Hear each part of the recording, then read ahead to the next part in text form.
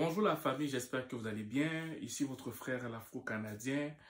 Aujourd'hui, on va parler du fait que de plus en plus d'immigrants ont besoin de l'assistance alimentaire pour pouvoir subvenir à leurs besoins. Et il y a plusieurs raisons que l'article que je vais lire va évoquer, mais je tiens simplement à signaler ça pour que toutes les personnes qui viennent au Canada sans vraiment bien se préparer, faut faire très attention. Parce que même au niveau de l'emploi, même s'il y a des demandes d'emploi, on dirait que c'est de plus en plus compliqué aussi pour toutes les personnes qui cherchent de l'emploi. C'est pas évident. Donc, il faut que vous soyez au courant de tout ça. Oui, quelqu'un peut vous recevoir pendant un certain temps. Oui, vous allez être actif à la recherche d'emploi, mais ne soyez pas surpris que ça prenne un peu plus de temps que d'habitude. Parce que vous allez voir, beaucoup ont vécu cette expérience et partent dans des places où on donne de la nourriture, des aliments. Tu vas peut-être dépenser 15, peut-être 7 dollars pour avoir un panier de 60 dollars d'aliments pour que tu puisses subvenir, au moins manger quelque chose en attendant que tu trouves un emploi qui va te permettre de subvenir à tes besoins en fait. Donc ces réalités-là doivent être claires dans ta tête. Je sais que c'est pas évident, tu as beaucoup dépensé pour venir au Canada, pour le processus d'immigration, les billets d'avion. Des fois même tu as fait un prêt pour que tu puisses faire toutes ces choses-là. Mais je te dirais, si c'est possible, dans la mesure du possible, si tu peux avoir le plus possible d'argent de poche pour ne pas être dans ces situations-là, ben vas-y, ne te gêne pas. Mais si tu n'as pas assez d'argent de poche parce que tu as dépensé beaucoup, tout sur l'immigration et tout sur les billets d'avion et tout ça, ben attends-toi, si tu ne trouves pas un emploi, te retrouver comme les autres qui partent demander à recevoir des paniers de nourriture pour pouvoir finir les fins du mois parce que c'est difficile de trouver un emploi présentement malgré le fait qu'il y a des demandes d'emploi. C'est contradictoire, mais c'est ça qui ça dit. Mais bien avant de parler du sujet, je tiens à vous dire que nous on fait des rencontres virtuelles. On discute des réalités canadiennes, québécoises pour une meilleure intégration, pour qu'on puisse être mieux sensibilisé afin que vous gagnez plus en temps.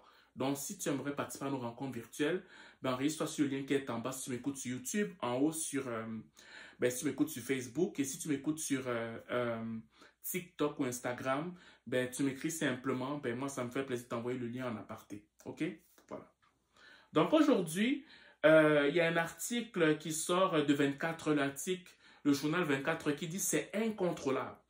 2 personnes sur 5 dans les banques alimentaires de Montréal, on parle bien de Montréal, sont de nouveaux immigrants.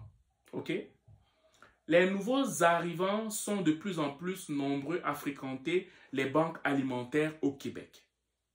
La situation est particulièrement alarmante à Montréal, où près d'un adulte sur 2 qui se rend dans les banques alimentaires est un immigrant.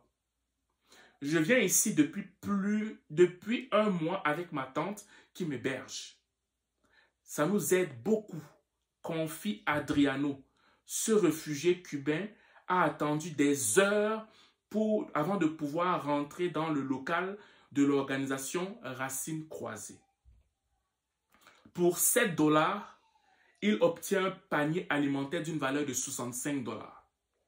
Arrivé au Québec il y a tout juste 2 mois, il vient chaque semaine récupérer de la nourriture et il n'est pas le seul. Certains ont attendu 5 heures pour être au début de cette file d'attente. Explique Franklin Tang, chargé de communication pour Racines Croisées, qui a observé une hausse sans précédent du nombre de nouveaux arrivants cherchant à se nourrir. Quand on vous dit qu'au Québec ou au Canada, ça devient de plus en plus dur, on le dit beaucoup à la communauté afro-caribéenne, ils ou elles ont l'impression qu'on veut juste les décourager, mais ce sont des réalités. Je ne dis pas que si tu es venu au Canada, tu t'empêches de venir, mais je te dis simplement qu'il y a des réalités qui sont là et que tu dois faire avec. Ok? Voilà. Il faut vraiment que ce soit clair. Depuis la COVID, on est passé de 80 paniers de nourriture à 600 paniers de nourriture par semaine. Est-ce que vous comprenez ça? Depuis que la COVID est passée, là, depuis la période de la COVID, à cause de la dureté de la vie, quand on vous dit que les choses deviennent de plus en plus chères, on est passé de 80 paniers par semaine à 600 paniers par semaine. 600!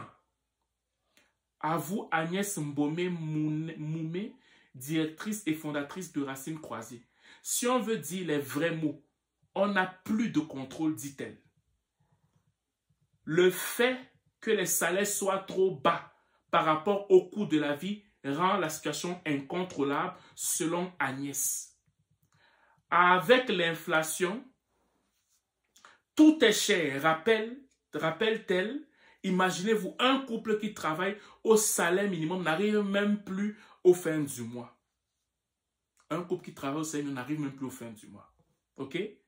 Martin Munger, directeur général des banques alimentaires du Québec, ajoute: les usagers nous disent que c'est beaucoup lié à la crise du logement, aux loyers trop élevés. Donc, vous voyez que par exemple, comme les loyers sont trop chers maintenant, les gens préfèrent payer l'extra en matière de loyer et aller chercher la nourriture.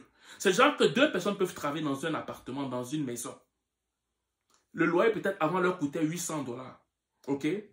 Mais maintenant, ça coûte peut-être 1300.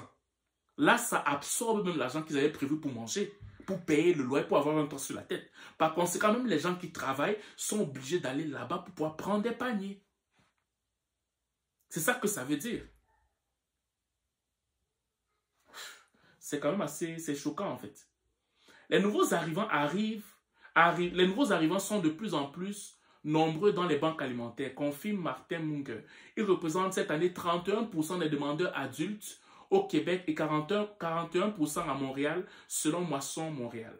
L'organisme n'a jamais autant donné de nourriture, 19,3 millions de kilogrammes l'an dernier, un record qui devrait être battu en 2025. Donc, ce n'est pas comme ça va mieux, ça va aller mieux. Pourquoi? Parce que l'inflation ne fait qu'augmenter.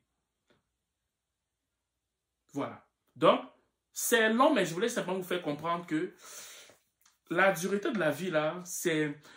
Quand je dis qu'un salaire ne suffit plus, beaucoup de gens pensent que je plaisante. Un salaire ne suffit plus. Ce n'est plus une question... Si tu vois la vie comme avant la COVID et tu penses que c'est comme ça que ça va fonctionner parce que tu es encore en train de pouvoir payer ton loyer, mais où tu risques d'être coincé, c'est au niveau de ta retraite. Si tu peux encore te battre pour subvenir à tes besoins maintenant, imagine-toi, beaucoup de gens n'arrivent même plus à cotiser pour leur retraite. Mais toi, tu penses que tout est toujours normal. Moi, c'est ça qui m'étonne souvent chez nous. Surtout dans la communauté afro-caribéenne. Voilà. Donc, je voulais te lire ça pour que tu puisses comprendre et prendre toi-même tes dispositions en conséquence. Voilà. Donc, c'est ce que je voulais te transmettre comme message. Je te passe une excellente journée ou une excellente soirée, dépendant du lieu où tu m'écoutes. Ciao.